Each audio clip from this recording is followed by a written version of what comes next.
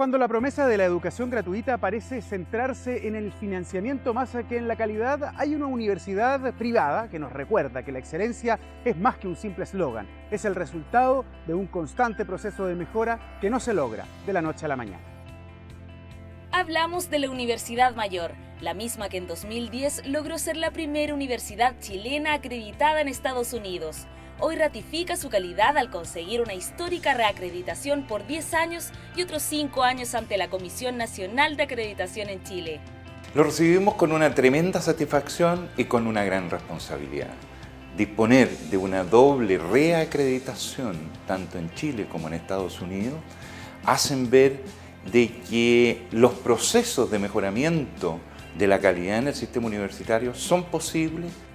Los pilares de este logro son dos. El primero se refiere a la capacidad de la universidad para concretar su misión y alcanzar sus objetivos, incluso superando los estándares de calidad exigidos. Pero a la vez cuenta con un sistema de evaluación de conocimientos y competencias para todas sus carreras y programas. Esto garantiza la formación de profesionales con espíritu emprendedor. El próximo paso es compartir esta experiencia con otras universidades chilenas y así difundir las mejores prácticas de efectividad y calidad educativa a nivel mundial.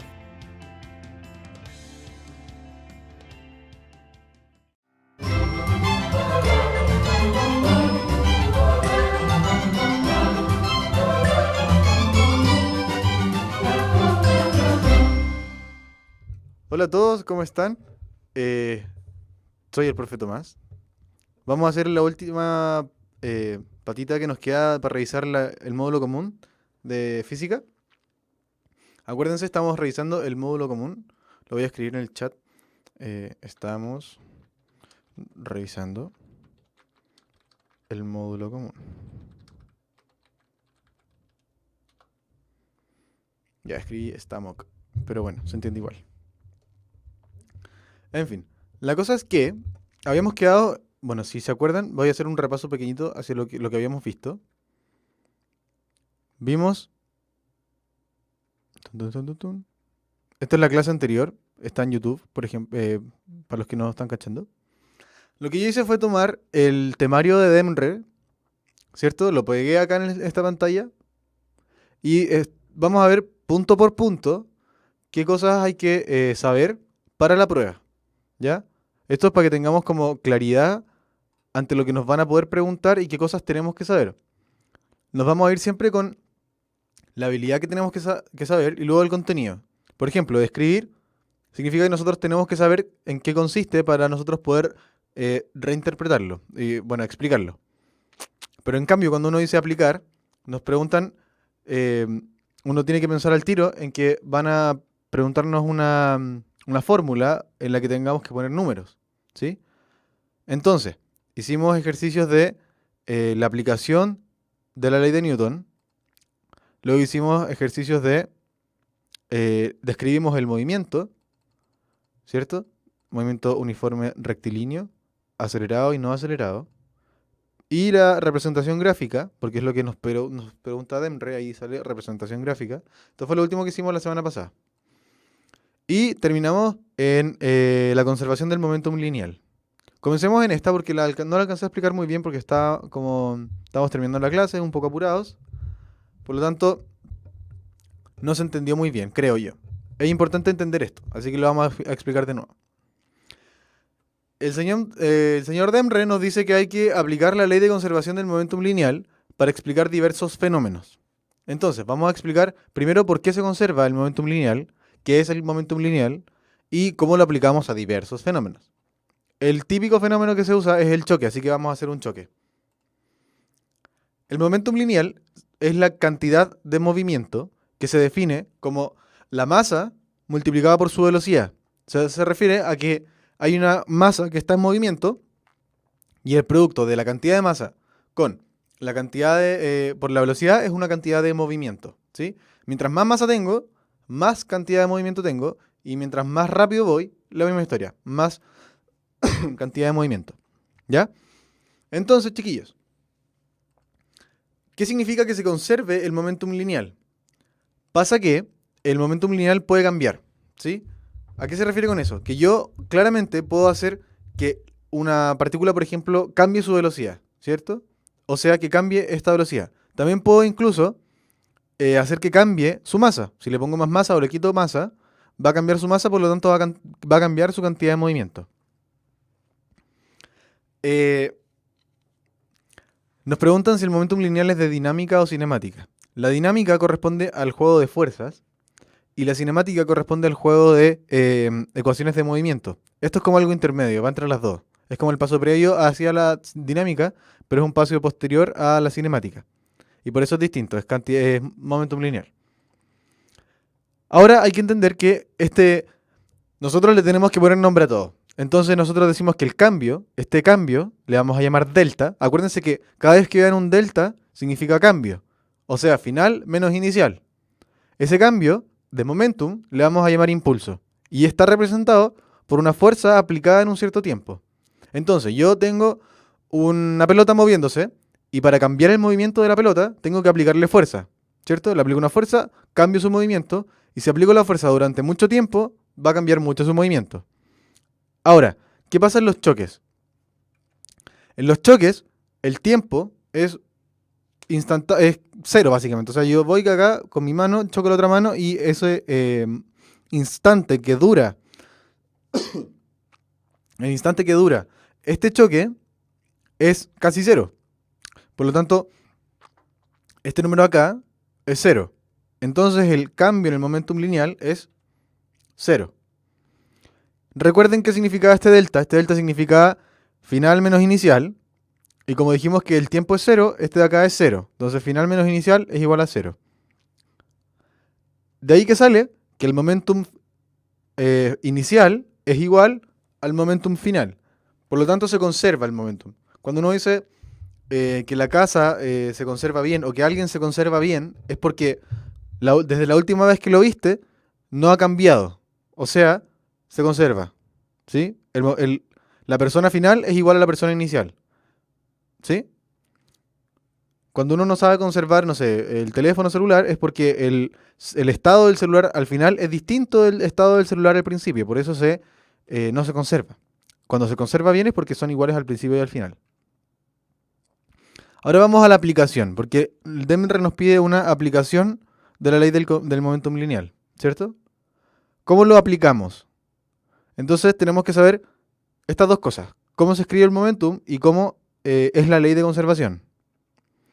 Entonces vamos a tener dos situaciones. La primera situación es una masa azul moviéndose con velocidad v y masa m hacia una masa en reposo con velocidad 0 y masa m, verde. Esa es la situación inicial. Entonces acá tenemos el momentum inicial. La situación final es las dos masas pegadas, ¿cierto? Moviéndose a la misma velocidad. Siempre hagan como estos dibujos de inicio y fin. Es importante. ¿Para qué? Para que puedan ordenarse como mentalmente, porque, bueno, si no logran entender qué están haciendo, es bueno como orientar su pensamiento con estos dibujos porque es súper gráfico. O sea, que uno ve una masa con una velocidad y la otra quieta, y aquí van las dos juntas con la misma velocidad. Entonces tenemos la situación inicial. Inicial tenemos masa 1 por v1, momentum, más masa 2 por v2. El problema es que la otra velocidad es 0. Por lo tanto, esta velocidad acá debiese morir, porque es 0. Y solamente me va a quedar en el momentum inicial la masa 1 por la velocidad 1. ¿Sí? Ahora, tenemos inicial, que es este de acá. ¿Cuánto es el final? No tengo idea. Final, vamos acá. ¿Cuál es la masa? La masa que se mueve es 2m, porque es m más m. Estamos moviendo toda esta masa. ¿Cuánta masa se mueve? 2m. ¿A qué velocidad se mueve? A la velocidad final. No tengo idea cuál es la velocidad final. Entonces, el momentum final va a ser 2m, la masa, por la velocidad. ¿Cuál? La final, que no tengo idea cuál es. Ahora vamos a encontrar una relación entre la velocidad inicial y la velocidad final, igualando estos dos momentums porque se conserva. ¿Sí? Aquí arriba se conserva. Final es igual a inicial. Por lo tanto, estas dos cosas tienen que ser iguales. Las pongo acá. mv1 es igual a 2mv final. Este es el momentum inicial. Este es el momentum final. Y tienen que ser iguales. Acuérdense que las masas son iguales. Por lo tanto, esa masa se va con esta masa. Y nos queda que la velocidad final, paso el 2 dividiendo, y me queda que la velocidad final es la velocidad inicial dividido en 2. Entonces acá eso está malo, debería decir inicial. ¿Ya? Pero así se hacen los ejercicios de momentum lineal y ahí estamos explicando un fenómeno. Este fenómeno es el choque y este choque es muy común, muy usual. Vamos a pasar a otro eje temático, que es el último, penúltimo que nos queda. Este eje temático corresponde a segundo medio. Acuérdense que estamos repasando el módulo común. Nos pregunta Franco por qué no considero la masa 2 en el momentum inicial. Franco, sí la consideré, acá arriba. Pero la masa 2 está multiplicada por la velocidad 2 y la velocidad 2 es 0. Entonces, acá muere. Este término se muere y solamente me queda este término. M por 0, 0. Y por eso en realidad sí está considerado, solo que no tiene ningún aporte a la cantidad de movimiento porque no está moviéndose. Entonces seguimos. Nos queda ahora revisar la energía que se ve en segundo medio. Vamos a aplicar la ley de conservación de energía mecánica para expresar diversos fenómenos y vamos a aplicar las nociones cuantitativas del trabajo, energía y potencia mecánica para describir actividades de la vida cotidiana. Entonces, la primera, ley de conservación de la energía mecánica. Vamos a primero definir qué es la energía mecánica y después vamos a ver cómo se conserva. La energía mecánica es la suma de todas las energías. Ahora, ojo, las energías son escalares, por lo tanto no tienen dirección. Entonces, uno piensa en una energía y no tiene que pensar ahora en para dónde se está moviendo, por ejemplo, con qué dirección se está moviendo. Entonces, la energía mecánica va a ser la energía cinética, la K viene de kinetic, la energía potencial gravitatoria y la energía potencial elástica. La U es de potencial, ¿sí? Entonces, la energía cinética más la energía potencial gravitatoria más la energía potencial elástica. Y esa suma de todas esas energías es la energía mecánica. Vamos a definir cada una. La energía cinética es la masa por la velocidad al cuadrado partido en 2. La potencial gravitatoria es mgh, ¿cierto? Y la potencial elástica es la constante del resorte por el delta x al cuadrado. ¿Qué es el delta x? Es cuánto se comprime este resorte, ¿cierto? Y partido en 2. ¿Ya? Tenemos ya las tres energías que son las que se preguntan en la PSU. Luego, vamos a aplicar entonces un poco de esta conservación de energía. En este caso, vamos a explicarlo primero. La energía potencial gravitatoria tiene la masa por la gravedad por la altura. Bueno, ¿qué altura? Yo tengo que primero siempre definir un punto cero. Este punto cero lo pongo acá abajo. Por eso hice 0 acá. Y luego calculo la diferencia de altura. Ojo que la energía potencial gravitatoria solo depende de la altura, no depende de la distancia horizontal. O sea, yo puedo tener esta cosa acá, pero también la puedo tener acá y acá. Y básicamente siempre va a estar a la misma altura y va a tener entonces la misma energía. Entonces, yo da lo mismo si hago un recorrido en diagonal, mi energía potencial solamente aumenta según la altura a la que yo llegue. ¿Ok? Eso es súper importante. En general ponen como casos en que estoy subiendo una escalera, por ejemplo. Subo la escalera, ¿cuánto aumentó mi energía potencial? Y uno tiende a calcular la distancia que recorro en vez de la altura que recorro. ¿Sí? Lo que importa es cuánto me alejo del centro de la Tierra, no qué camino recorro para alejarme del centro de la Tierra. ¿Cierto? La energía potencial, tienen que pensarlo como yo se lo dije al principio de las clases, es fácil como acordarse cuando a alguien le dicen, como sabéis que tú tienes potencial. Uno piensa, no sé, en Alexis Sánchez y dicen que a él le vieron potencial. Él vieron que era capaz de llegar a ser alguien como importante en el fútbol. Alguien, no sé, a Mozart le vieron potencial para ser alguien importante en la música. Ahora, la energía potencial es darle un valor y darle la capacidad de generar movimiento. Cuando yo hablo de energía mecánica, las energías potenciales mecánicas son las que son capaces de generar movimiento, ¿sí? Por ejemplo, la energía potencial eléctrica tiene tiene la capacidad de generar movimiento de cargas. Por eso es energía eléctrica. ¿Sí? Ahora, todos estos potenciales son los que generan movimiento. Son una cuantificación, ponerle números como cantidad a la capacidad de generar movimiento. Eso es todo. La energía potencial elástica, si se fijan, yo comprimo este resorte, ¿ok? Comprimo este resorte y genero como chuta, lo moví. Acá. Yo comprimo este resorte, o lo estiro, en este caso, lo estiro, y básicamente el resorte va a querer volver a su estado original. Por lo tanto, si yo lo mantengo acá sujeto, va a tener potencial. Él puede, si es que yo lo suelto, generar movimiento y generar como esta oscilación, ¿cierto? Pero para que suceda eso yo tengo que soltarlo. Mientras yo lo tengo, es potencial, ¿sí? Tiene capacidad de generar movimiento, ¿ya? Entonces, la importancia de esta energía potencial elástica, o sea, lo que define la energía potencial elástica es cuánto yo me desplazo con respecto a mi punto de equilibrio. Porque cuando yo estoy en mi punto de equilibrio, no tengo potencial, no me puedo mover porque ya estoy equilibrado. Ahora, cuando me alejo del punto de equilibrio es cuando yo genero este potencial. Entonces antes teníamos que mientras yo subo, ¿cierto? Si yo subo, genero potencial gravitatorio, porque aumento mi altura y genero potencial para básicamente caer, ¿cierto? Ahora, la energía potencial elástica corresponde a cuánto yo me alejo de mi punto de equilibrio. Ahora me preguntan en el chat, ¿por qué esta energía no es igual a menos kx? Están confundiendo, chiquillos, la energía potencial con la ley de Hooke. La ley de Hooke también entra en la prueba, pero la ley de Hooke corresponde a una fuerza. La fuerza es básicamente el movimiento que se genera. No es como el potencial de movimiento, sino que es lo que mide la aceleración que genera una fuerza. Aquí no estamos midiendo aceleración, solamente estamos diciendo que esta cosa tiene una capacidad de generar movimiento. Por eso son distintos. Por eso este va al cuadrado, ¿sí?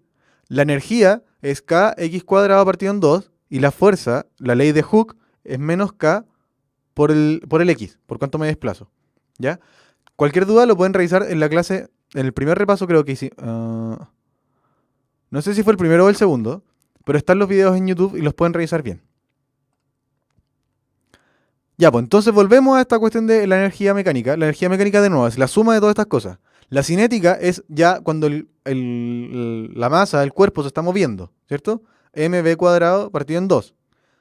Las otras dos potenciales depende de la altura o cuán compreso está el resorte o estirado. ¿Qué pasa con el universo? El universo nos dice, sí, suena como filosófico, pero el universo nos ha dado las líneas para decir con propiedad que la energía mecánica se conserva. En realidad la energía se conserva. ¿A qué me refiero con eso? Que si la energía mecánica es gastada, debería ser gastada en algún trabajo. Entonces, la conservación de energía viene de eso mismo. De que si no hay nadie que gaste esta energía, ¿cierto? Que produzca que la energía se disminuya en calor, en roce, en sonido, en cualquier cosa, que en realidad es lo que sucede como en los problemas de la prueba. En la prueba les van a decir que la energía se conserva porque no va a haber roce, que es la única forma que nosotros con nuestras herramientas de cuarto medio podemos decir que se gastó la energía. Entonces, si no se gasta en roce, la energía se conserva.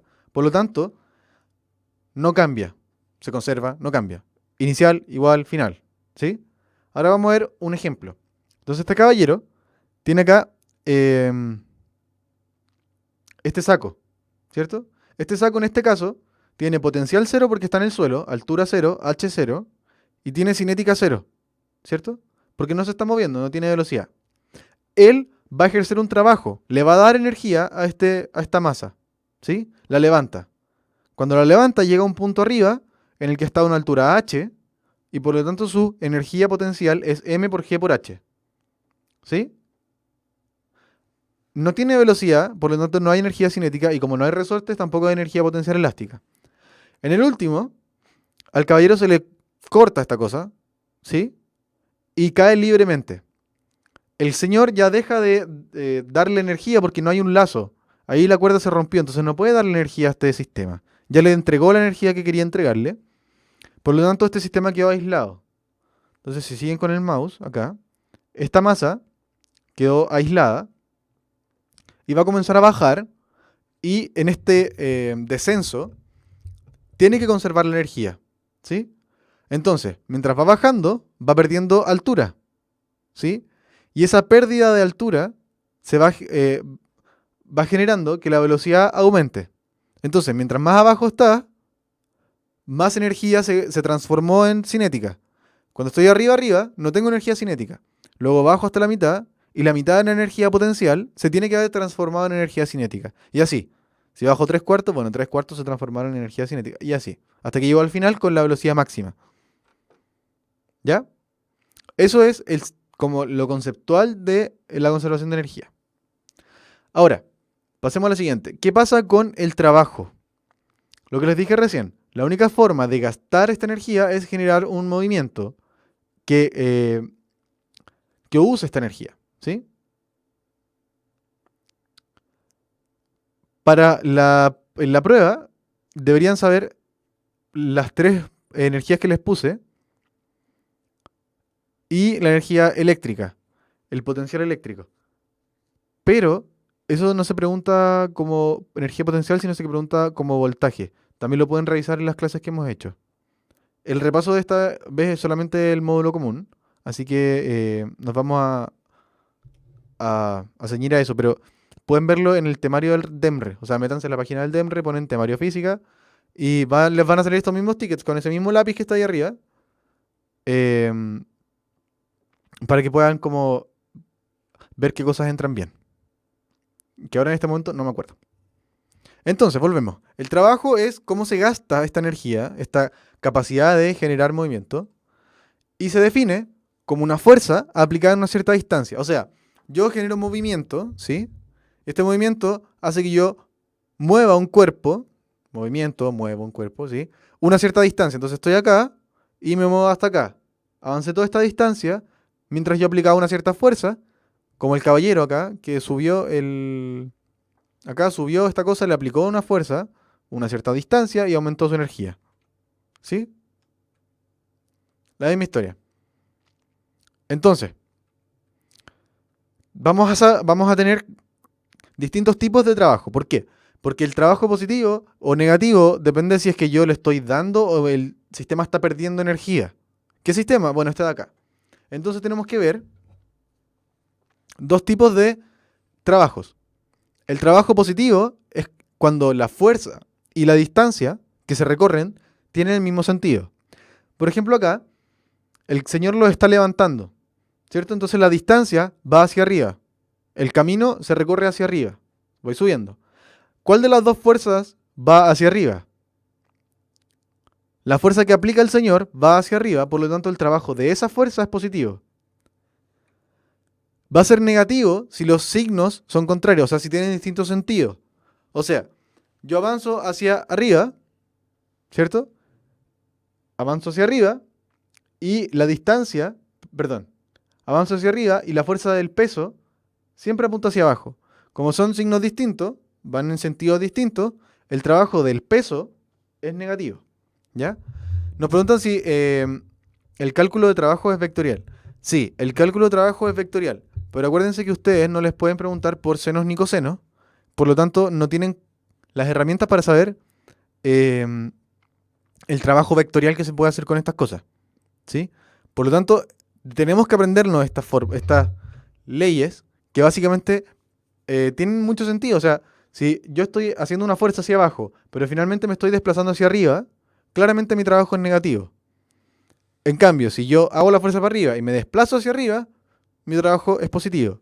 ¿Qué pasa cuando yo me hago la fuerza hacia el lado? ¿Sí? Hago una fuerza hacia el lado, pero se mueve hacia arriba o hacia abajo. Ahí es cuando pasa que el trabajo es 0. El trabajo es 0 si la fuerza y la distancia, o el camino recorrido, son perpendiculares. ¿Sí? Que no estoy haciendo ningún trabajo, ¿cierto? No estoy provocando ningún movimiento con mi fuerza. Si yo empujo la pared, Bueno, la pared no se está moviendo, entonces no estoy generando un movimiento. No estoy cambiando la energía. Luego vamos a ver este caso. Por ejemplo, este. El señor está empujando con la fuerza hacia allá y genera un movimiento en ese sentido, para allá. ¿Sí? En ese caso, la fuerza de este caballero es positiva, porque la fuerza y la distancia son el mismo sentido. Luego, ahora, este caballero está avanzando, ¿cierto? Está caminando hacia mi derecha. Pero la fuerza la hace hacia arriba, porque si para sostener algo uno tiene que empujar hacia arriba, si no se cae, ¿cierto? Entonces la fuerza que hace el caballero es para sostenerlo, es hacia arriba, pero él se mueve en dirección perpendicular. Por lo tanto, ese trabajo es cero. El trabajo de esa fuerza es cero. El trabajo de sus pies es positivo y por eso se mueve. Ahora, el tercero. Cuando yo muevo esa caja, acá, por ejemplo, yo muevo la caja, bueno, va a haber un roce. El roce me va a tirar para el otro lado. ¿Sí? Va a intentar impedir este movimiento. Como el roce va en un sentido y el movimiento va en el otro sentido, pasa que esa fuerza tiene trabajo negativo. ¿Sí? Ya. Y ahora sí que sí, terminamos el repaso del módulo común. Después vamos a hacer un par de preguntas para preparar un poco. Terminamos el módulo común repasando entonces la última área temática, el último eje temático que está en segundo medio, que son dos cosas bien chiquititas. Aplicación de las leyes de Kepler y la ley de gravitación universal para explicar y hacer predicciones sobre la dinámica de pequeñas y grandes estructuras cósmicas, planetas, estrellas, galaxias. Suena terrible, pero no es tan terrible. En realidad, las leyes de Kepler son 3 y son más fáciles que... Pucha que son fáciles. Ya. Y la otra es el reconocimiento de algunas evidencias geológicas y astronómicas que sustentan la teoría del origen y evolución del sistema solar. Suena horrible, pero es fácil. Estamos solamente haciendo repaso del módulo común. Ahí arriba dice módulo común. Esto entra en el módulo común. Ya, pues entonces partamos con las leyes de Kepler. Kepler dijo 3 cosas. Kepler, un astrónomo alemán, puede ser, no sé. Se llama Johannes. Bueno, este caballero, hace mucho tiempo, dijo 3 cosas. Primero, él se dio cuenta, gracias a observaciones de otro astrónomo, llamado Tycho Brahe, creo, que todos los planetas se desplazan alrededor del Sol describiendo órbitas elípticas, siendo el Sol uno de los focos. Entonces, ¿qué pasa? Antes de este caballero, se pensaba que todas las órbitas eran circulares. ¿Sí? Que estaba el Sol y habían órbitas circulares. ¿Sí? El problema es que no son circulares, son elípticas. Y eso, bueno, después se fue estudiando y se descubrió que sí, es cierto, son elípticas, porque el Sol genera un cierto campo gravitatorio que hace que las órbitas sean elípticas. Y el Sol está en uno de los focos. Ahora, ¿qué es un foco? Acuérdense de cómo son las elipses. Las elipses es como un círculo, ¿cierto? Pero más achatado. Y para achatarlo, y yo poder construirlo, tengo que darle 2 puntos de referencia. Y esos son los 2 focos. ¿Sí? Segunda ley. Dice, el radio vector que el planeta y el Sol, que une el planeta y el Sol, barren áreas iguales en tiempos iguales. Entonces esto lo vamos a ver un poquito más gráfico. El radio vector. ¿Qué es un radio vector? El radio vector es la distancia. Aquí el radio, este sería como un palito así. ¿Sí? Ese es un radio vector. Y esto dice que barre áreas iguales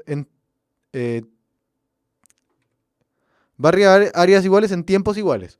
Por lo tanto, el área que barre acá, y por barrer área significa, piénsenlo en una escoba. Si yo barro una superficie, sea un movimiento pequeño, barro un área pequeña. Hago como un parabrisas pequeño, ¿cierto? Pero, si hago un movimiento grande, bueno, voy a barrer un área más grande. Ahora, fíjense que como estamos más lejos, aquí, el radio vector abarca más área al desplazarse, ¿cierto? Cuando estoy más cerca, abarco menos área al desplazarme. Por lo tanto, si quiero recorrer la misma cantidad de área, tengo que ir más rápido, porque tengo que hacerlo al mismo tiempo. Entonces, cuando yo estoy cerca del Sol, ¿cierto? Estoy cerca del Sol, me muevo más rápido que cuando estoy lejos del Sol, ¿sí? Cuando estoy cerca del perihelio, yo me muevo más rápido que cuando estoy en el afelio, ¿ya? Después, la tercera ley de Kepler, esta se la van a preguntar si es que se la preguntan en el lectivo, pero la vamos a averiguar porque la prueba, bueno, el temario lo dice, hay que verla. La tercera ley de Kepler dice que para cualquier planeta, el cuadrado de su periodo orbital, que es el tiempo que tarda en dar una vuelta al Sol, el periodo de la Tierra son 365 días, es directamente proporcional al cubo de la longitud del semieje mayor de la órbita elíptica. Entonces, el semieje mayor es lo que les decía recién. Acá, para poner una elipse, tengo que tener dos focos. Acá hay uno, acá hay otro. Y por lo tanto tengo dos semiejes. Acá hay o dos ejes. Acá hay un eje, acá hay otro eje. Este es el eje mayor porque es más grande. Y el semieje mayor es la mitad de este eje. Entonces aquí la mitad, de acá hasta acá. Entonces ese trozo al cubo es proporcional. Miento. El periodo orbital al cuadrado dividido en este periodo, en este semieje al cubo, es constante para todos los cuerpos que estén orbitando el Sol, por ejemplo. Si nos cambiamos de centro de gravedad, por ejemplo, nos vamos a Júpiter, que lo hicimos alguna vez, en algún ejercicio, calculamos cuánto era el periodo de alguna luna de Júpiter. Usamos otro semieje, otro periodo, todas esas cosas, ¿ya? Ahora, la otra que dice, aparte de las leyes de Kepler, hay que ver la ley de gravitación universal de Newton. La ley de gravitación universal de Newton es lo que está acá. Es horrible, pero se los van a preguntar. Esta la tienen que saber sí o sí, ¿ya? ¿Qué es la ley de gravitación universal? Newton, en el 1700 y algo, se dio cuenta de que cuando ponía dos masas, o bueno, más que poner dos masas, se dio cuenta que nosotros estamos atraídos por la Tierra. Y él definió como una fuerza, o sea, cada vez que yo salto, básicamente vuelvo al suelo, porque alguien me está empujando. Ese empuje, esa cosa así, tiene este poder atractivo, ¿cierto? Que hace que yo la pueda modelar de esta forma. En general, las fuerzas atractivas dependen de dos cosas. De los dos cuerpos, ¿cierto? Y de una cierta distancia, que va al cuadrado. Eso también depende de cómo se diluye geométricamente esta fuerza. Por eso va este factor de distancia al cuadrado. Es muy parecida a la ley de Coulomb. Si se fijan, la ley de Coulomb es carga por carga dividido en distancia al cuadrado. Por lo mismo, porque la ley de Coulomb también se trata de una atracción o una repulsión que no es necesario tener contacto para que haya atracción o repulsión y siempre va a haber un factor de dilución geométrica. Cada vez que yo avanzo un cierto espacio, la fuerza tiene que, se va diluyendo. Entonces, la ley de gravitación universal dice que la fuerza que atrae dos masas es igual a G, que es una constante de proporcionalidad, por la masa 1 de un cuerpo, la masa 2 del otro cuerpo, dividido en la distancia que lo separa al cuadrado. ¿Ya? Eso es la ley de gravitación universal y tienen que sabérsela. Vamos a hacer un ejercicio más rato para que sepan cómo se las pueden preguntar. Y el último punto es el reconocimiento de las evidencias geológicas y astronómicas que sustentan las teorías acerca del origen y evolución del sistema solar. Entonces, necesitamos reconocer. Ni siquiera nos están preguntando por qué. O sea, necesitamos, si nos dicen, bueno, si yo veo, no sé, si veo una pelota botada, yo claramente sé que esa pelota botada no es una evidencia de que hubo un Big Bang, ¿cierto? Nos están preguntando, bueno, ¿sabe usted cuáles son las evidencias? ¿Por qué se dice que hubo un Big Bang? Los vamos a ver ahora. Entonces, partamos por las evidencias como del sistema solar. Ahí dice, origen y evolución del sistema solar. ¿Sí? El sistema solar se cree, la teoría dice que tenemos una nube de gas. No hay planetas ni nada. Piensen como hace 5.000 millones de años atrás. en el que no había nada. Estábamos solamente en una nube de gas. Había explotado una estrella hace poco y quedó la escoba. Entonces dejó una nube de gas gigante esparcida como por un montón de volumen del universo. Entonces, pasa que hay una ley de gravitación universal que dice que las partículas se van a ir atrayendo. Entonces yo tengo una partícula acá, tengo una partícula acá, se atraen y generan más masa.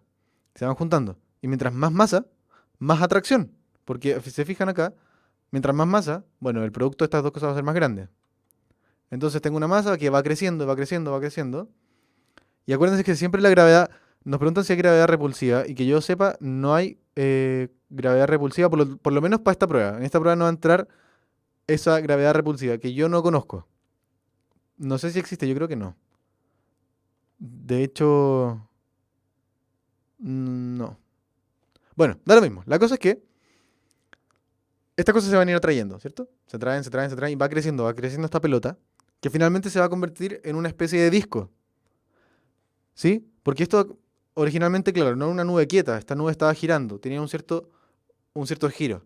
Y cada vez que se van juntando, se van como aplanando esta cosa y se va haciendo un disco que va a ir girando cada vez más rápido y se van a ir juntando estas pelotitas. ¿Sí? Junto a estas pelotitas y pasa un momento en el que se comienza a formar una estrella al centro. Hay tanta materia que colapsa, eso es lo importante. La historia dice, hay gas, el gas colapsa gravitatoriamente. El colapso gravitatorio no es que se vuelva loco ni nada. El colapso significa que comienza a juntarse. Eso es un colapso gravitatorio. Hay colapsos, no sé, emocionales, que en realidad no es que se comiencen a juntar, sino que un colapso emocional es cuando se juntan tantas emociones que finalmente comienza a generar algo extraño, ¿cierto? Aquí se juntan tantas partículas que comienzan a generar algo extraño. Un colapso gravitatorio en el cual se junta esta nube y genera esta estrella al centro, ¿sí? Esta estrella, llega un momento en que la estrella se genera, comienza a generar cosas raras, fusión, se juntan elementos, se genera energía, hay luz, etc. Se calienta este entorno. Y en el disco que se generó en la nube, que se juntó, en este disco, comienzan a juntarse planetitas, así como roquitas. Y la misma historia, se comienzan a generar mini estrellas, que en realidad no son mini estrellas, sino que son planetas, porque el planeta es lo mismo que una estrella, se formó de la misma forma, pero no tuvo la masa suficiente para generar calor, ¿sí? Entonces esa es la idea. La idea es, parte de una nube, colapsa gravitatoriamente, se genera este disco en el que en el centro se forma la estrella y en el disco mismo se van juntando, se van acretando partículas que finalmente terminan siendo parte del sistema estelar o planetario de esta estrella. Se supone, en teoría, todas las estrellas deberían tener, o un gran porcentaje de las estrellas debería tener, un disco con planetas rondando. Y hay evidencias de eso. Por ejemplo, en nuestro sistema solar, la mayoría, no todos, la mayoría de los planetas giran en el mismo plano. Porque esta cosa podría girar una así. Piénsenlo como en el átomo. En el átomo hay muchos electrones que se dibujan como que si fuese uno así, el otro dado vuelta, no sé qué, en muchas direcciones distintas. Pero pasa que en el sistema solar está todo en el mismo plano. Todos giran así, ¿cierto? En el mismo plano, acá como se muestra acá. Todos en el mismo plano. Eso es una evidencia de la teoría de cómo se formó esta cosa. Porque si todos vienen del mismo disco, que estaba girando en la misma dirección, básicamente deberían girar, o por lo menos estar en el mismo plano. Eso es una evidencia, ¿sí? ¿Qué más? ¿Qué otras evidencias? Tenemos análisis de meteoritos que vienen de la misma como historia, que nosotros podemos analizar la composición química de estos meteoritos y nos damos cuenta que, bueno, claro, estos meteoritos se parecen mucho a lo que hay acá en la Tierra o lo que hay, no sé, en Marte, ¿cierto? Podemos analizar los cometas. Los cometas tienen mucha agua. Cuando pasan cerca del Sol se calientan y sacan esta agua y nosotros podemos ver esta agua, ¿sí? Por los telescopios los analizamos y vemos que es agua. Y así, pues, chiquillos. Entonces, las leyes físicas de gravitación se las acabo de explicar.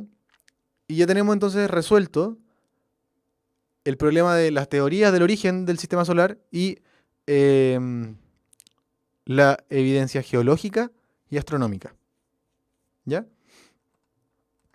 Ahora, antes de comenzar con el proceso de repaso de ejercicios, vamos a Les voy a dejar una pregunta de desafío como de recreo para que vamos a... Yo voy a tomar agua, ustedes también pueden. Pero la Universidad Mayor nos pidió que les dejáramos esta pregunta para motivar un poco su curiosidad. O sea, esta pregunta la sacamos de puntaje nacional y está catalogada como muy difícil. O sea, es complicada. ¿Ya? No se asusten si es que no la saben hacer, pero lo importante es que sepan que hay muchas cosas más allá de la prueba. O sea, yo sé que estamos a 10 días de la prueba. No, miento. 20 días de la prueba. Y estamos nerviosos todos, ¿sí? Hemos trabajado súper arduo todo este tiempo. Y para que se tranquilicen, chiquillos, y en realidad sepan que hay más cosas. O sea, la física en realidad es muy linda porque es linda y no porque eh, tenemos que dar una prueba. O sea, hay muchas cosas que, por ejemplo, esto mismo. ¿Cómo es que de un universo eh, lleno de gas se pueda generar una estrella que finalmente con solo el colapso gravitatorio genere luz y esa entre en un estado de equilibrio consigo mismo y que además se generen planetas y de esos planetas nazca otras cosas, dependiendo de la atmósfera y los gases que tenga esta estrella al principio? Yo lo encuentro, o sea, magnífico. Hay muchas otras cosas, cómo funciona, por ejemplo, el láser, que es la pregunta que tenemos ahora, em, y por qué es útil este láser. Entonces voy a dejarles una pregunta para que la intenten responder. Les vamos a dar eh, 3 minutos, algo así. eh, y la idea es que se motiven, ¿ya? No se asusten, por favor. Nos vemos en 5 minutos. Vamos a hacer preguntas después, así que no se vayan.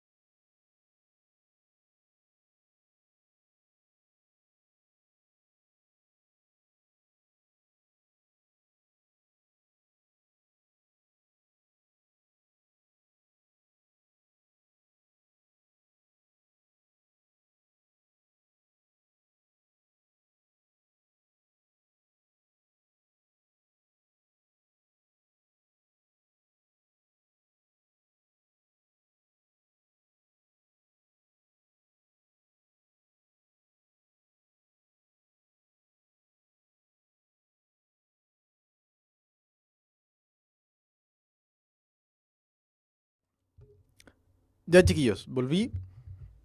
Em, para los que tenían dudas en la pregunta, la respuesta es la B.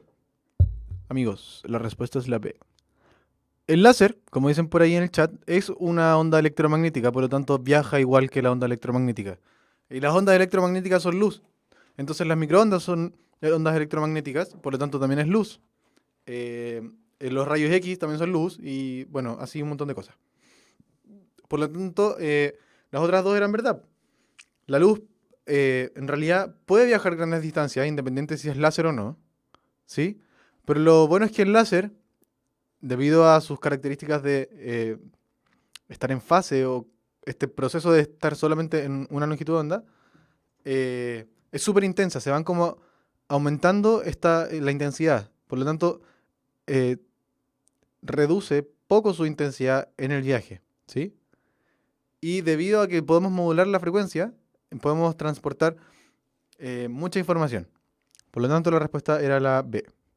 ¿Ya? Ahora vamos con las preguntas que nos importan a nosotros, que son las de la PSU.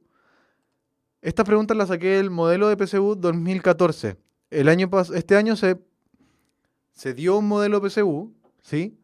Y ese modelo PSU lo trabajamos en la clase 15 y 16, creo, si las quieren ver en YouTube.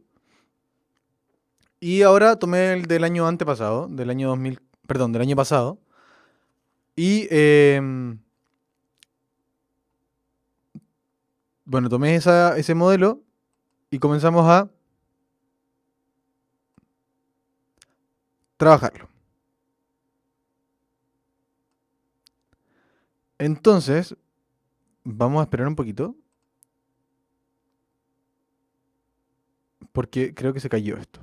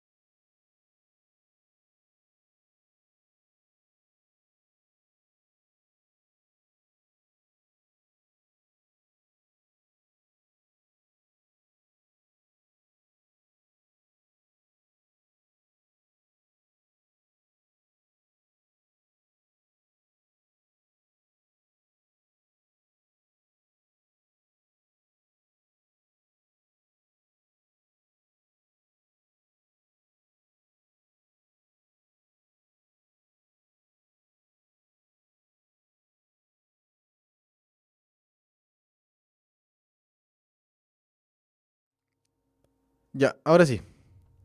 Sorry, chiquillos. Se cayó el internet. En realidad ustedes no me están viendo en el chat. Pero voy a hacer igual los ejercicios para que los puedan realizar en su casa ya. Lo vamos a subir muy pronto. Entonces, Tres cuerpos de masa m, 2m y 3m se encuentran separados sobre la misma línea recta. La separación entre ellos está especificada en la figura. Y el cuerpo de masa m atrae gravitacionalmente a los cuerpos de masa 2m con una fuerza de magnitud F, como representa la figura. ¿Cuál es la fuerza neta sobre el cuerpo de masa 2m debido solo a la interacción gravitatoria que tienen los cuerpos de masa m y 3m? Entonces nos están preguntando cuál es la fuerza total que va en este mono que está acá, del centro. Y nos están diciendo que esta fuerza de acá es F. ¿Ya? ¿Qué otra fuerza hay? Entonces hay una fuerza entre estos dos y hay una fuerza entre estos dos. Y también hay una fuerza entre este y este. Pero nos están preguntando solamente por la fuerza que está afectando a este mono de acá. Este cuerpo va a tener una fuerza que lo atrae hacia el M y otra fuerza que lo atrae hacia el 3M. ¿Cierto? Esa fuerza la vamos a dibujar ahí. ¿Cómo es esa fuerza con respecto a esta? ¿Cuál gana? Básicamente, ¿cuál gana? Entonces tenemos que hacer el diagrama de cuerpo libre y decir, bueno, si yo pongo los positivos acá y pongo los negativos acá, esta fuerza va hacia los positivos, por lo tanto queda positiva, la fuerza 3M queda positiva y la fuerza M queda negativa, porque una va hacia los positivos y la otra va hacia los negativos. Después, tenemos que saber cómo es la fuerza de gravedad. Si nos están diciendo que esta atracción es gravitatoria, ¿cierto? Y nos están diciendo que vale F, bueno, tenemos que saber de dónde viene. Esa fuerza viene de allá. G por M por 2M partido en la distancia, que es D al cuadrado, y todo eso es igual a F. ¿Ya? Entonces, toda esa fuerza de allá vale F. ¿Cuánto vale eso? ¿Valdrá F, 3F, la mitad de F, un cuarto de F? No sé, veamos. La fuerza que va hacia allá, acá, es G, la constante de gravedad G, por la masa 1, la masa 2, dividido la distancia al cuadrado. La masa 1 es 3M, la masa 2 es 2M, y la distancia es 2D al cuadrado. Por lo tanto, sacamos el 3, sacamos el 2 al cuadrado, que es un 4, y nos va a quedar 3M, 2M, partido en 4 por D al cuadrado. Ahora, ¿por qué queremos sacar el 3 y el 4 de acá arriba? Para que nos quede lo mismo que está acá. F es igual a M por 2M partido en D cuadrado. Y acá hay una M, acá está la M, por 2M, y aquí está el D cuadrado. Entonces sacamos todo eso, ¿cierto? Sacamos el 3 cuartos, y nos va a quedar M por 2M partido en distancia al cuadrado, y todo eso es F. Entonces la fuerza 3M es 3 cuartos por F. ¿Sí? Y ahora las podemos sumar porque tenemos las mismas unidades. Estamos hablando de Fs. Por lo tanto, ¿cuánto es 3M menos M? Hablando en fuerza, la fuerza de 3M menos la fuerza de M es... La fuerza 3M son 3 cuartos de F. Y la fuerza de M es F. ¿Cierto? 3 cuartos de F, F. Se restan. 3 cuartos menos 1 es menos un cuarto. Y esa es la respuesta. El menos nos está diciendo que se va hacia los negativos. O sea, es una fuerza con módulo 1/4 apuntando hacia M. Ahora buscamos la que diga. Fuerza, acá hay 1/4 y esta dice que apunta hacia M. Entonces esta. Esa. ¿Ya? Siguiente. De acuerdo a las leyes de Kepler, que hoy día vimos recién las leyes de Kepler. Los movimientos planetarios, ¿cómo son? Entonces, las órbitas de los planetas están en un mismo plano. Eso no lo dicen las leyes de Kepler. Eso es una evidencia de la formación del universo, del sistema solar. ¿Sí? No es parte de las leyes de Kepler. Entonces, recordemos la ley de Kepler. La primera ley dice que todos los planetas se desplazan alrededor del Sol describiendo órbitas elípticas. No habla en ningún momento del plano. Después dice que el radio vector barre a áreas iguales en tiempos iguales. ¿Qué significaba eso? Que cuando estoy cerca voy rápido y cuando estoy lejos voy lento. La tercera ley es una relación entre el cuadrado del periodo orbital y el semieje al cubo. Entonces, ¿las órbitas de los planetas van en el mismo plano? No. ¿Los planetas se mueven más rápido cuando se encuentran más cerca del Sol? Eso sí lo dice la ley de Kepler. ¿Sí? Porque cuando estoy más cerca, tengo que ir más rápido para barrer áreas iguales. Y la tercera dice que la rapidez del movimiento de traslación del planeta se mantiene constante. si voy más rápido, no puedo mantener la velocidad constante. Por lo tanto, esa no va. Y solo nos quedamos con la B. O sea, con solo dos, que es la alternativa B. ¿Ya? Sigamos. De acuerdo con la teoría de la tectónica de placas. Entonces, ¿qué pasa con la tectónica de placas? Significa que tenemos que volver a nuestra mente.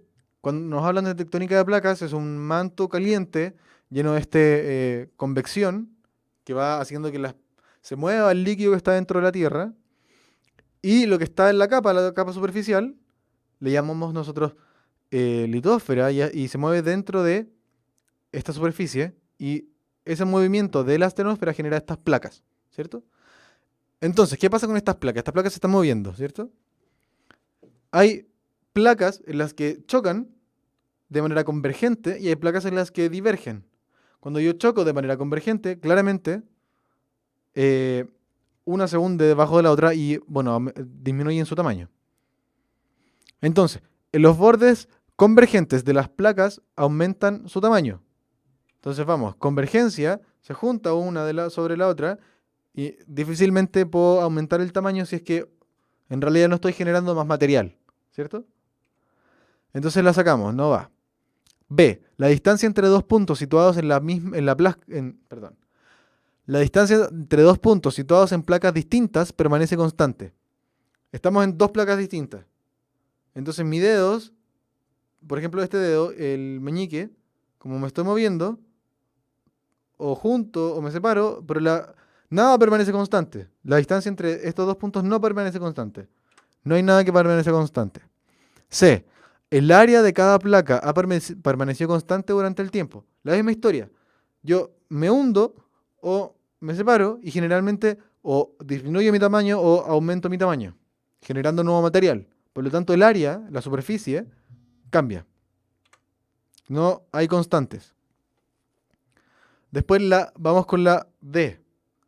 Nueva corteza oceánica se crea a partir de bordes divergentes de placas. ¿Qué significa la divergencia? La divergencia de las placas es cuando se separan. Si se separan, queda la parte del manto. Queda la parte del manto de abajo para que suba, ¿cierto? Y como se está separando, ¿cierto? Como se está separando, se genera nuevo material. Ahora, la E dice la cantidad de placas que existe ha permanecido constante en el tiempo. Y eso es mentira.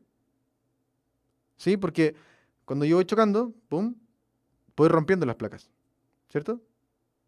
Entonces se generan distintas cosas que no permanecen constantes en el tiempo. Por lo tanto, nos vamos a quedar con la alternativa D. Entonces, de nuevo, cuando diverjo, sale el magma que está de abajo y genero nueva corteza. Ese magma rojo o tierra caliente que esté roja. ¿Ya? Creo que hemos vuelto a la vida. En realidad, yo estaba grabando para que después lo pudieran ver en YouTube, así que grabé 3 ejercicios para que los que no lo pudieron ver, lo puedan ver ahora, cuando lo suban a YouTube. Vamos a seguir con los ejercicios. Este también es del módulo común y habla de la termodinámica. Para construir cierto tipo de termómetro se usa una tira bimetálica, o sea, de dos metales distintos, ¿sí? La que se fabrica pegando dos láminas de metales distintos, de la forma mostrada en la figura. Al aumentar la temperatura de esta tira, se dobla, ¿sí? Entonces, ¿por qué se dobla? Esa es la pregunta más o menos.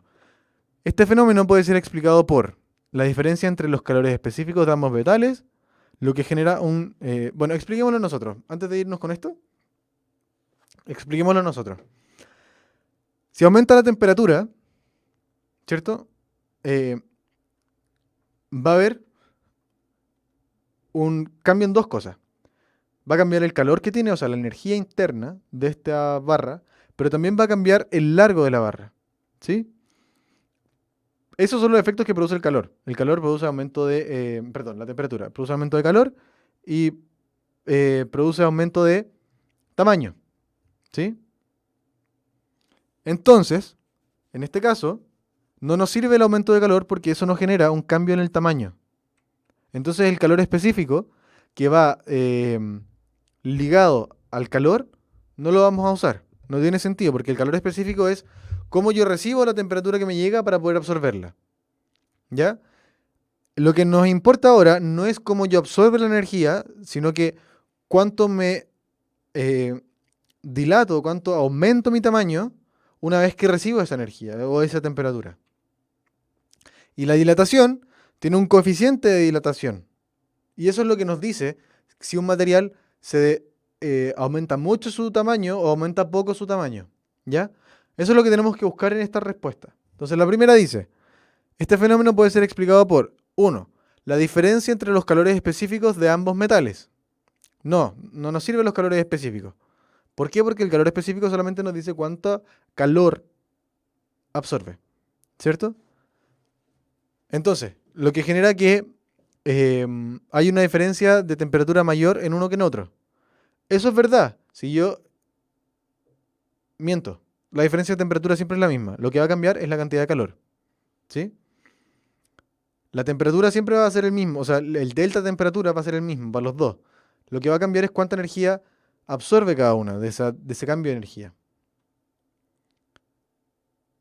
Después, la diferencia entre los coeficientes de dilatación de ambos metales. Eso es importante, sí. ¿Por qué? Porque mientras más grande sea ese coeficiente, más fácil me es aumentar el tamaño. ¿Sí? Y 3, el hecho de que ambas láminas estén firmemente adheridas, por lo que no pueden separarse. Eso es súper importante, porque si no, no se doblarían. Si no, una aumentaría más que la otra en forma lineal, porque serían como dos cosas independientes. Pero si están juntas, y esta aumenta mucho, finalmente se va a terminar curvando hacia la otra, que aumenta menos. Y por eso se forma esto de que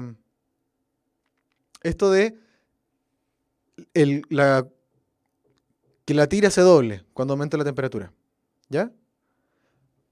Entonces es la solo 2 y 3. La E. Ya. Entonces, antes de seguir, vamos a, de nuevo, explicarles que se cortó el internet y yo pensando en que es necesario que tengan ejercicios hechos, los comencé a grabar para después subirlos a YouTube, pero aprovechen que ahora están todos conectados para poder verlos. Entonces avisen que hemos vuelto, volvimos. Y hay ya 4 ejercicios grabados para que los puedan ver en YouTube. ¿Ya? Vamos con la 28. Dice, un objeto de 0,5 kilogramos es lanzado verticalmente hacia arriba, de manera que en el punto de lanzamiento su energía potencial gravitatoria es de 100 joules y su rapidez es F0, en el punto en que se lanza. Si en el punto más alto de la trayectoria la energía potencial gravitatoria del objeto es 125 joules y no se consideran efectos del roce, ¿cuál es el valor de V0? Entonces tenemos hartas cosas importantes. Primero, partamos de esto. El cambio de energías, nos están hablando de energías, ¿cierto? Dice ahí claramente joules. Joules son energías y están hablando de energía potencial, etcétera, etcétera. No podemos comenzar a mezclarlo con fuerza si no están dando energía. ¿Ya? Entonces, nos están hablando de energía y tenemos que comparar la energía final y la inicial. Y nos están diciendo que no hay roce. Si no hay roce, esta cosa no...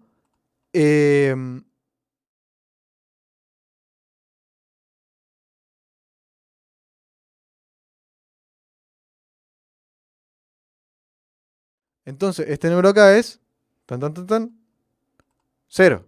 No se pierde energía por roce, por lo tanto, el delta de energías es 0. ¿Sí? Eso significa que la energía inicial es igual a la final. ¿Cierto?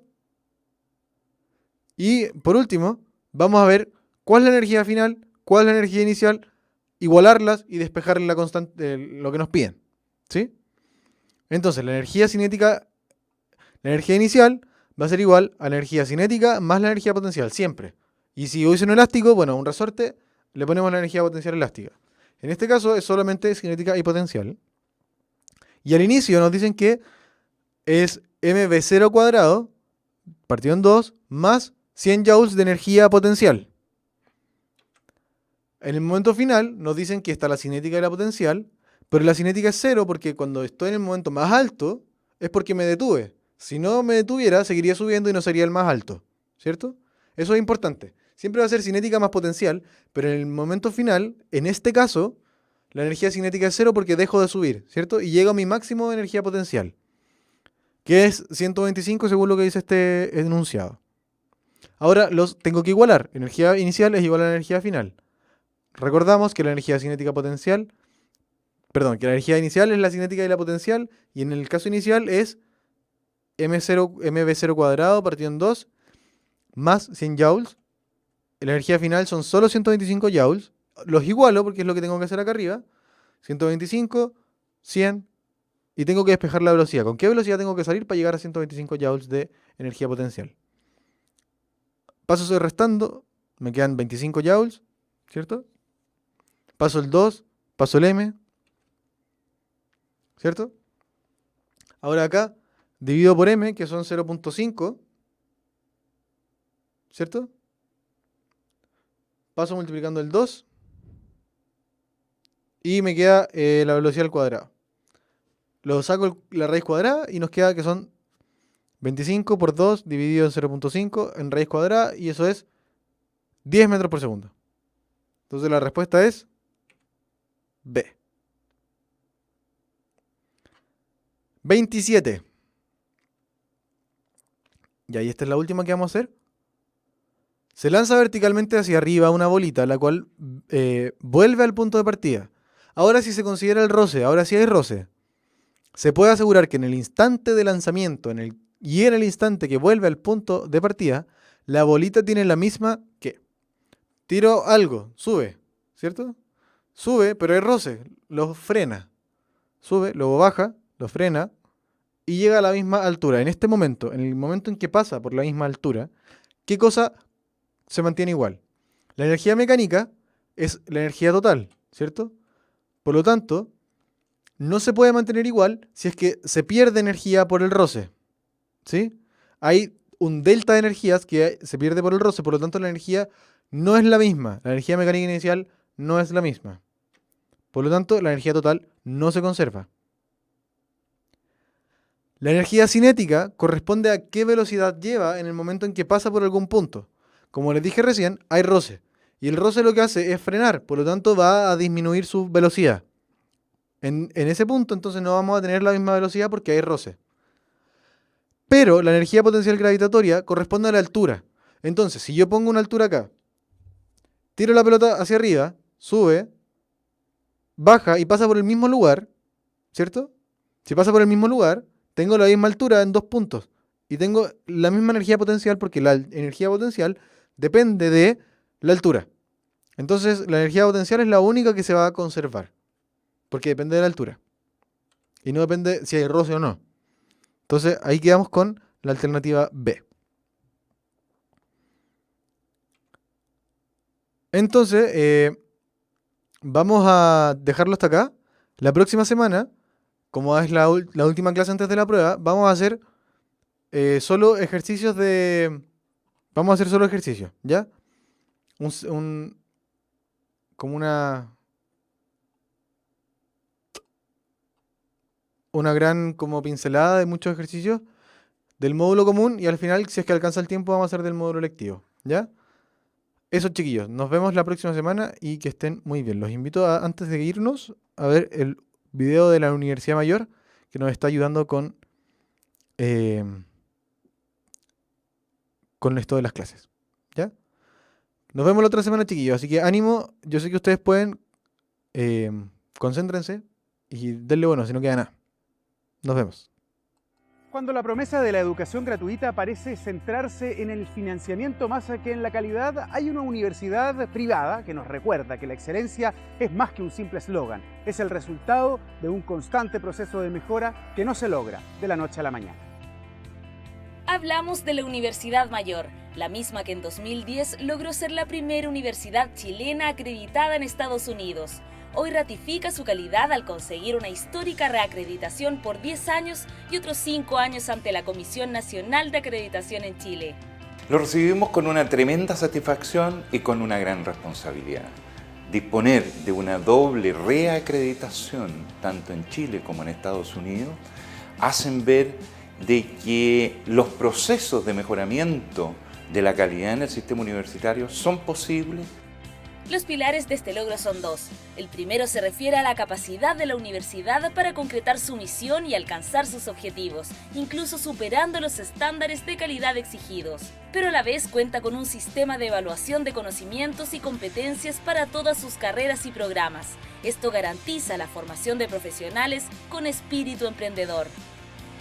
El próximo paso es compartir esta experiencia con otras universidades chilenas y así difundir las mejores prácticas de efectividad y calidad educativa a nivel mundial.